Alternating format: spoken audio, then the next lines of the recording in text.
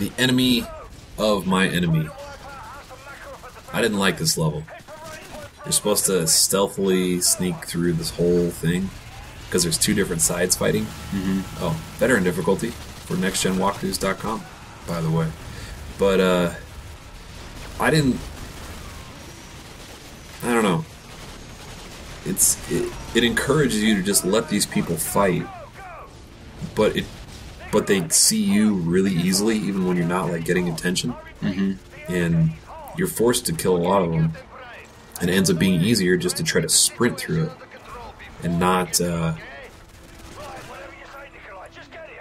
then, like at certain points, it pays to just take your time and just kill every single person on both teams, even if they end up like both fighting you instead of each other. Yeah.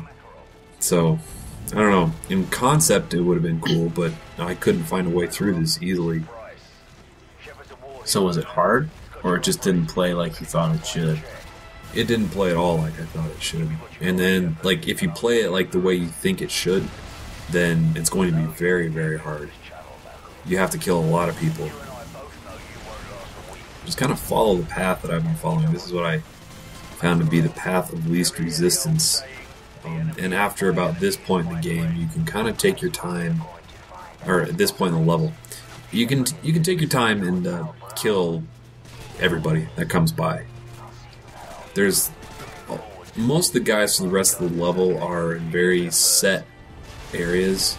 There's not going to be a lot of differentiation between where the enemies are coming from and the timing of it, compared to like most of the levels where it's you just have to improvise as you go. But this is very structured.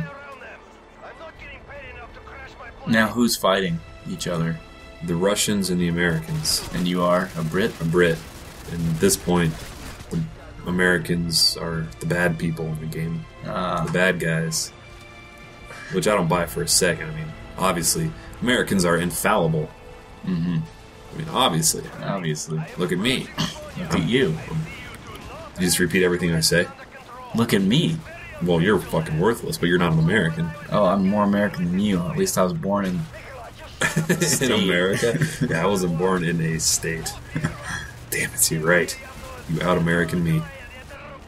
So instead of jumping out of the tail end of this plane and sliding down the hill, just bust out your sniper rifle and kill every single person down below. If you're on veteran, you really don't stand a chance just improvising in this area. There's just too many stray bullets, too many people whose attention you can catch to just try to sneak through in the middle of the battle. After a little bit, it's gonna start to sound kind of quiet,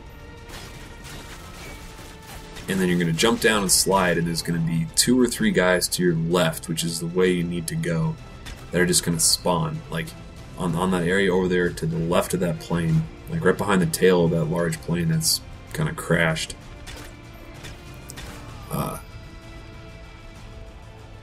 There's gonna be like 3 or 4 guys that are just gonna spawn. So I try to like time it right by throwing a grenade over there, where I'm expecting them to spawn. Have you ever been to Tucson? No, I have not been to Tucson. Fucking GSM. That's probably my phone. There's this awesome, I think it's an Air Force graveyard. And it's actually probably wouldn't be that fun to walk through because Tucson's fucking hot. But maybe this time of year in November. Yeah, maybe it'd be like 80 instead of 110. But there's this awesome airplane graveyard, and the attendance has like gone up dramatically since Google Maps went online.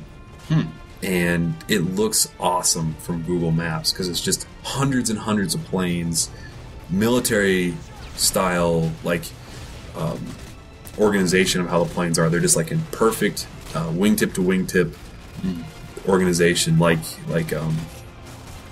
oh, what's the name of the graveyard in DC? Arlington. Yeah, like Arlington Cemetery. Just like that perfect precision of rows. It's incredible to see on Google Maps, but Like this level kind of reminded me of that. Like this is the Russian way of doing that. The junkyard. Yeah, the junkyard of planes. Like whereas in America, they turn junk and well, Into not junk. art. They're retired old planes, but they look incredible. Do they still shine them? I would imagine that they. I don't know. Oh, like I don't know. I really have no Gotta idea. keep them in tip-top condition. In case. Well, I'm sure they already pulled the important shit out of them. Yeah. And anything that's worth scrapping. So right now, just continue to kill every single person that you see. And then we're going to make a sprint for the finish, and there's going to be a dramatic car chase. That's not... I don't know. Is it a cutscene? Or No. Are you driving? No, you sit passenger, and then the driver gets shot. And you have to take control of driving the car with his dead... Like that video Energies. of like kids on a bus where the driver like dies or something, I haven't seen that. and like the bus goes off road and the kids start like slamming into the ceiling, and this one kid like gets in front of the driver and hits the brakes. Oh. Like the driver has like a stroke while he's driving or something. Oh, wow. Yeah, it's a pretty crazy video. Huh. Yeah, it's kind of like that. So for the first little bit, you're shooting... I don't even know if you can die from getting shot too much. It doesn't really seem... It seems like a very set piece. I didn't like this. It felt very tacky and kind of Michael Bay-esque, which is the highest compliment you can give any movie or anything, really. Yeah. Michael Bay-esque. I guess the rest of this movie is very Michael Bay-esque with The Rock. Yeah. But this just felt like... this is ridiculous. But we haven't watched Transformers 2 yet. And I never will. So in a couple seconds, he's going to drive, and